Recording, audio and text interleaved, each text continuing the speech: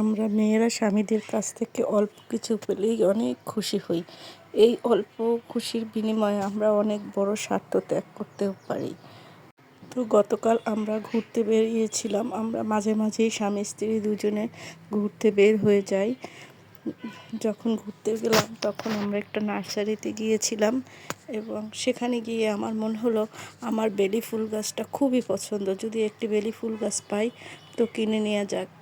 আমি বেলি ফুল গাছের কথা বলতেই আমার হাজব্যান্ড কথায় সে রাজি হয়ে গেল কিনে দেওয়ার জন্য এবং একটি খুব সুন্দর একটি বেলি ফুল গাছ কিনে দিল এবং সে গাছটি সে নিজের হাতে যত্ন করে আমার বেলকনিতে লাগালো।